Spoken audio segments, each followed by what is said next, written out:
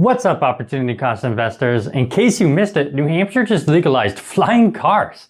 And as a former New England resident myself, I suspect it had something to do with Massachusetts traffic, but it has us all wondering, when is Elon Musk going to set up his next factory there?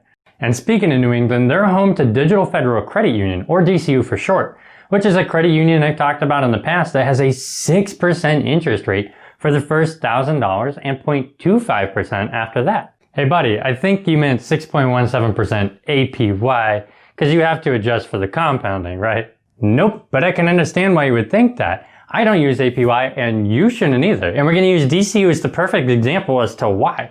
And I know some of my audience members don't have access to DCU, but I can guarantee that some of these tricks I'm about to tell you apply to everybody. So in this video, you'll learn the tricks banks and credit unions use to fool us. And by watching this video, you'll see why we shouldn't use APY. And you'll see that these high yielding accounts have pitfalls that we all fall victim to.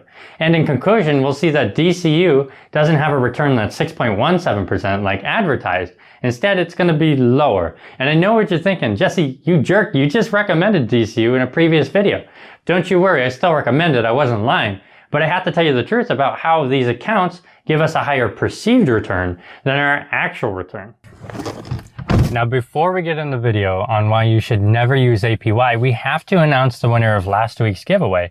And that was, if you left your Robinhood referral link, I was going to randomly select someone to apply to Robinhood using their referral link.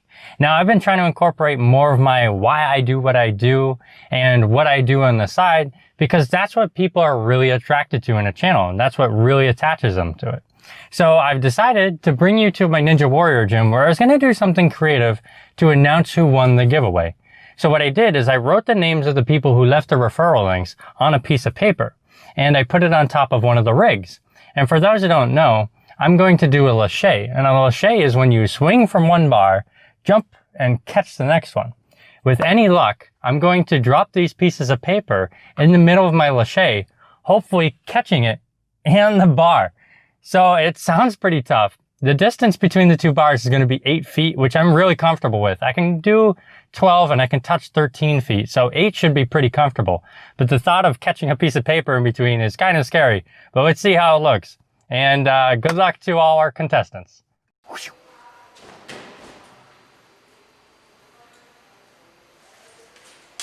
Yes! Wolves of investing. Nice. There it is.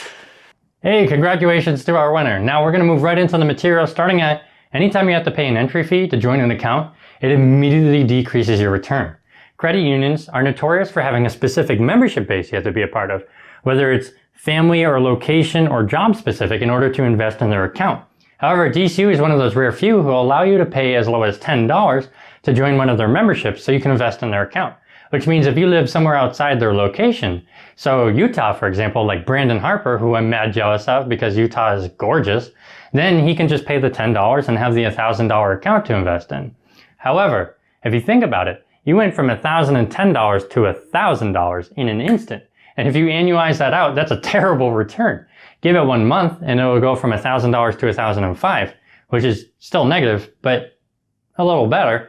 This means that if you were to project out the entire span of owning this, you will never get to the 6.17%.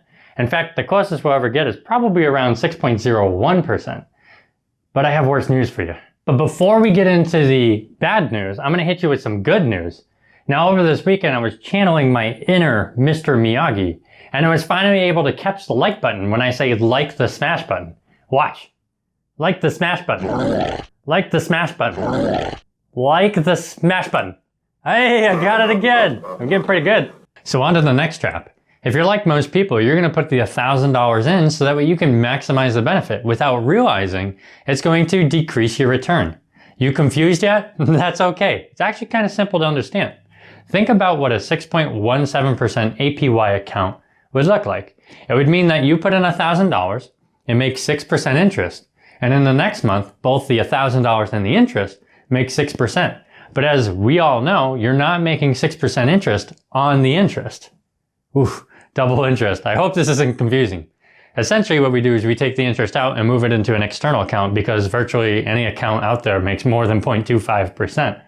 So in order to get 6.17% APY, either the external account also has to make 6%, or if you're doing it strictly with DCU, you have to have no entry fee, and you have to start with a small enough balance where in an 11th month time period, it never exceeds $1,000. And then after a year, you have to calculate what your withdrawal would be so you can continue the process by doing another small balance, which is not worth our time. In a previous video, I talked about the real way we want to automate these single tiered accounts. So now we're going to conclude DCU in 30 seconds or less, telling you what the actual return would be considering these factors. And then we'll move into the last pitfall, which is the most important. If you look at this spreadsheet, you'll see that we have 3 columns: the date we make interest, the automatic withdrawals we made, which we calculate using the budget template on my website, and the ending balances.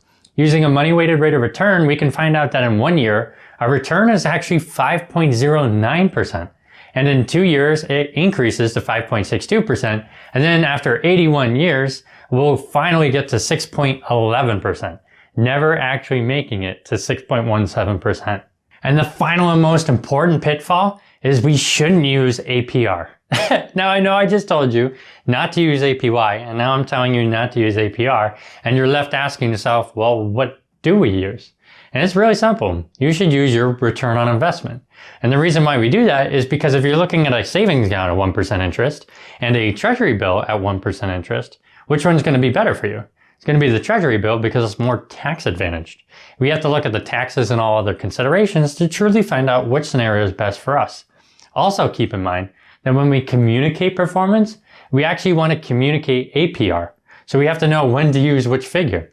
And the reason why we do that is because if we give someone our return on investment, they have to know our tax situation to extract it back and apply it to their situation. So it's better just to give them the APR, but calculate ROI on our own. And as an added bonus, I was asked in the comment section if I considered using a robo-advisor that would do this process for me. But do you think their algorithm takes all these factors into consideration? What about that tax information? How would they know that? And if you're doing something that includes the tax information, you're probably paying a good penny for it too. And where does the opportunity cost lie? Personally, I'll do everything manually. I feel like I can do a better job. So that's all I have for you in this video. If you found this content helpful, make sure you like that smash button by stalking that subscriber count and Liberty Bell that notification icon. Until next time, and thanks for watching.